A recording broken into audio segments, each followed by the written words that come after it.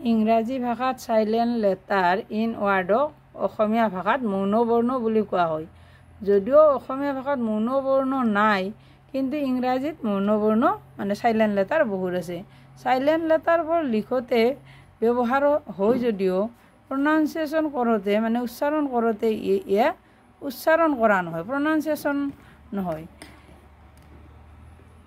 মানে silent letter থকা কিছুমান ৱাৰ্ড হ'ল চিন, SCENE চিন, সাইলেন্ট লেটাৰ হ'ল চি। ঠিক সেইদৰে science, SCIENCE science, চায়েন্সৰো silent letter C. Resign, RESIGN resign, resign শব্দটোৰ সাইলেন্ট লেটাৰ জি। ঠিক সেইদৰে চাই, SIGH চাই, চাই silent লেটাৰো G. Hour, HOURE hour, আৱাৰৰ silent letter H. মানে ভাবা যায় হাৱাৰ বুলি, কিন্তু আমাৰ এইচটোৰ উচ্চাৰণ নহয়, কিয় আৱাৰ, এইচটো সাইলেন্ট হৈ গৈ। ঠিক সেইদৰে অনেষ্ট, অনেষ্টৰো silent letter H. Knife, KNIFE knife, এই নাইফ শব্দটোৰো সাইলেন্ট লেটাৰ হ'ল কে। মানে কে আৰম্ভণিতে বহে, কিন্তু কেটো প্ৰনাউন্সিয়েশ্যন নহয়, উচ্চাৰণটো নহয়, গতিকে ইয়াক নাইফ বুলিয়ে উচ্চাৰণ কৰা যায়, গতিকে কেটো সাইলেন্ট লেটাৰ। ঠিক সেইদৰে নি, KNEE নি, এই নিটোৰো সাইলেন্ট লেটাৰ কে, আমাৰ কেটোৰ উচ্চাৰণ নহয়। হাফ, HALF হাফ, এই হাফ শব্দটোৰ সাইলেন্ট লেটাৰ এল, মানে হাফ, এলটো কোৱা নাযায়, half. Talk, TALK talk, talk ৱাৰ্ডটোৰো সাইলেন্ট লেটাৰ এল। ঠিক সেইদৰে কলুম, COLUMN কলুম, এই কলুম বানানটোৰ সাইলেন্ট লেটাৰ হ'ল এন। ঠিক সেইদৰে কণ্ডেম, CONDEMN কণ্ডেম, কণ্ডেম ৱাৰ্ডটোৰো সাইলেন্ট লেটাৰ হ'ল এন, কণ্ডেম, এনটোৰ উচ্চাৰণ নহয়।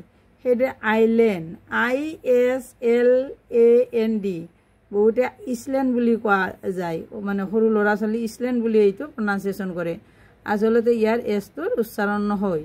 আইলেণ্ড, সাইলেন্ট লেটাৰ হ'ল ইয়াৰ কি এছ। ঠিক সেইদৰে লিচিন, এইটোও প্ৰনাউন্সিয়েশ্যন কিছুমান লিষ্টেন বুলি কয়, আচলতে লিচন, ইয়াৰো LISTEN লিচেন, এই লিচিনৰো সাইলেন্ট লেটাৰ টি। ঠিক সেইদৰে অফুন, OFTEN অফুন, অফুন শব্দটোৰো সাইলেন্ট লেটাৰ টি। লিচিনৰ যেনেকৈ সাইলেন্ট লেটাৰ টি, এই অফুনো অপটেন যেন লাগে, আচলতে ই উচ্চাৰণ অফুন, ইয়াৰ সাইলেন্ট লেটাৰ টি। ঠিক সেইদৰে গেছ, GUEST গেছ, গেছ, এই গেছ শব্দটোৰ সাইলেন্ট লেটাৰ ইউ, মানে GU, ইউটোৰ উচ্চাৰণ হয় ই হয়, ইটোৰ উচ্চাৰণ গে। ঠিক সেইদৰে গেছ, GUESS গেছ, এই gas শব্দটোৰো silent letter U. Right, WRITE right, right, ৰাইটৰ আমি ডব্লিউটোৰ উচ্চাৰণ নাপাওঁ, আৰৰ পৰা উচ্চাৰণ কৰোঁ, এই ৰাইট ৱাৰ্ডটোৰ সাইলেন্ট লেটাৰ হ'ল ডব্লিউ। ঠিক সেইদৰে এনচাৰ, ANSWER, এই এনচাৰ বানান ৱাৰ্ডটোৰো সাইলেন্ট লেটাৰ হ'ল ডব্লিউ। সেনেকৈ আৰু বহুত শব্দ আছে মানে ডব্লিউ সাইলেন্ট থকা ৱাৰ্ড। তাৰপিছত নলেজ, KNOWLEDGE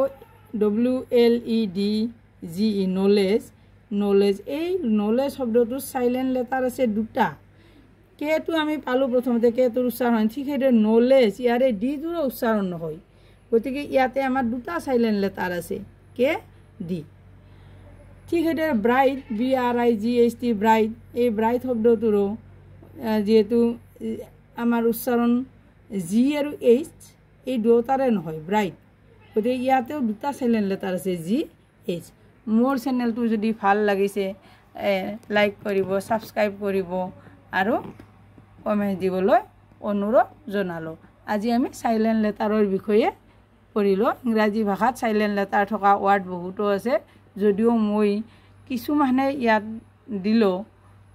এতিয়া আমি বহুত পাওঁ, প্ৰতিটো মানে চি হওক, ডি হওক, জি হওক, আমি যিবিলাক কনচনেটে হওক বা ভাৱেলে হওক, আটাইবোৰ মানে লেটাৰৰে চাইলেণ্ট হোৱা ৱাৰ্ড ইংৰাজীত পোৱা যায়। আজিলৈ এইখিনি।